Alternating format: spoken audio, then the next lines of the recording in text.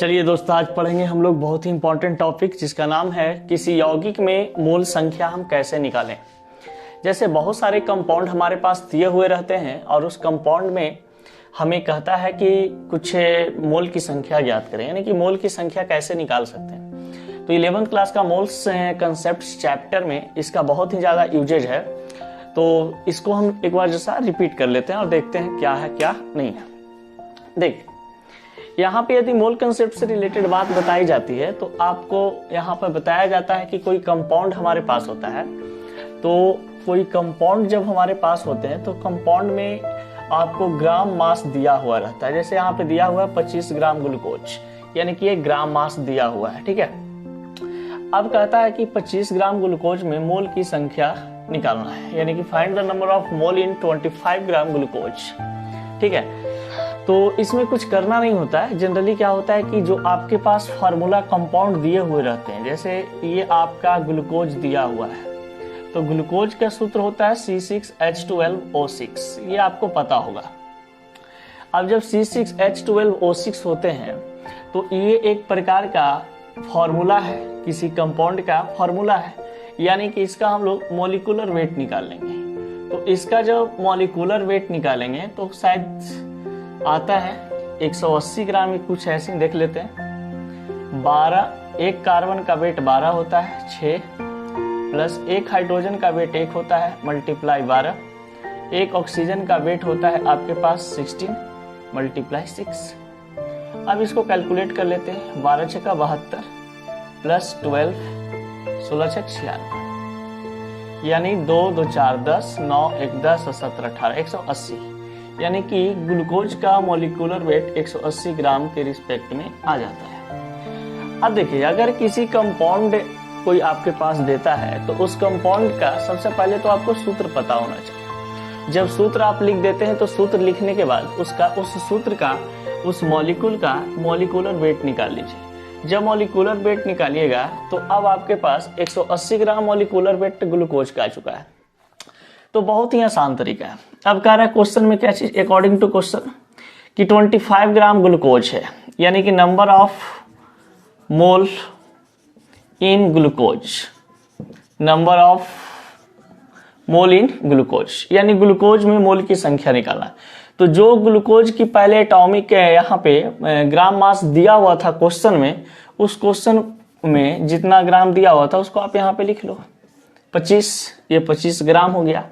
अब ये molecular weight, ये होता है मॉलिक्यूलर वेट 180 ग्राम, और जितना आप यहाँ पे कैलकुलेट करके ये आंसर आएगा आपका, इतना मोल के रिस्पेक्ट में आपके पास आ जाएंगे। यानी कि जितने पास आपके पास जितने ग्राम में कोई भी कंपाउंड दिया हुआ रहे तो उस कंपाउंड में आप जनरली बता सकते हैं कि इतना ग्राम में हमारा इतना मोल है। तो ये होता है क्या चीज, नंबर ऑफ मोल निकालने का फॉर्मूला ये वाला, ग्राम मास बटा molecular mass of compound in gram. तो जब ये फॉर्मूला लगाते हैं तो हमारे पास क्या होता है, इस कंपाउंड में number of mole find out हो जाते हैं, निकल जाते हैं। जैसे आपसे कोई बोल दे कि चलो भाई पानी तो तुम पीते हो, पानी हम भी पीते हैं, तो जैसे मान लिया जाए कोई कहे आपसे कि एक बात बताओ, 250 ग्राम पानी लिए, ठीक है, 250 ग्राम मतलब 250 ml, ठीक है, क्योंकि ये लीटर में डिनोट किया जाता है। तो आप यहाँ पे सबसे पहले कर दो ऐसे, चलो 250 ग्राम में ही रहने दो वेट के फॉर्म में। 250 ग्राम H2O में नंबर ऑफ मोल कितना होंगे, नंबर ऑफ मोल कितना होगा। तो ये तो बात भाई कि 250 ग्राम पानी है। जैसे मान लो एक छोटा सा डिब्बा में 250 ग्राम पानी हम रखे हैं, तो 250 ग्राम पानी में मोल की संख्या कितना होगी। तो बस कुछ नहीं, नंबर ऑफ मोल निकालना है ना इसका। तो ये तो लॉन्ग ट्रिक बताते हैं, शॉर्टकट ट्रिक। सबसे पहले 250 ग्राम लिख दो ऊपर में, ये वेट H2O का जो वेट है। और उसके बाद क्या करना है कि आपके पास यहाँ पे बहुत ही आसान तरीका से ये मॉलिक्यूलर वेट H2O का क्या उतना होता है, 18 होता है, क्योंकि एक हाइड्रोजन का 1 तो 2 हाइड्रोजन का 2 प्लस एक ऑक्सीजन का 16, यानी 16 2 18।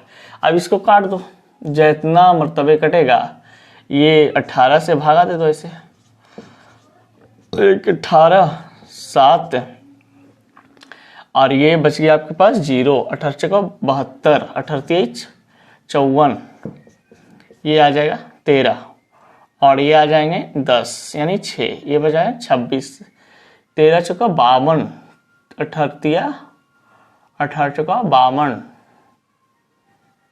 18 चौका 52 होता है ना। ये भाई कैलकुलेट कर ले इसको, जितना आंसर आएगा ये मोल के रिस्पेक्ट में आ जाता है। ठीक है, इसको आप कैलकुलेट कर लेना।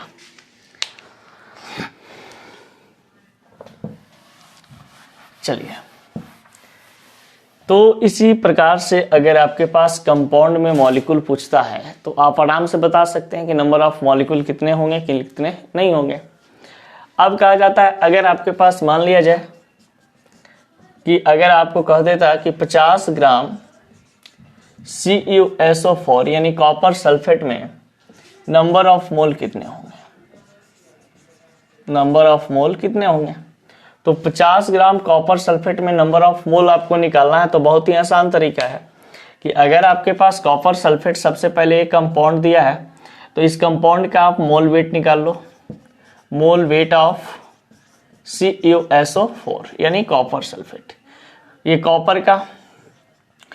कॉपर सल्फेट का वेट निकाल लोगे, ये आपका दिया हुआ है तो ये 50 ग्राम यहाँ पे आ जाएंगे और कॉपर सल्फेट का वेट यहाँ पे लिखो, कट करके जितना में आएगा मोल आ जाएगा आपके पास। ठीक है, तो इस प्रकार से हम लोग क्या करते हैं, बात करते हैं और ये आसानी पूर्वक बन जाता है, कोई दिक्कत भी इसमें नहीं होती है।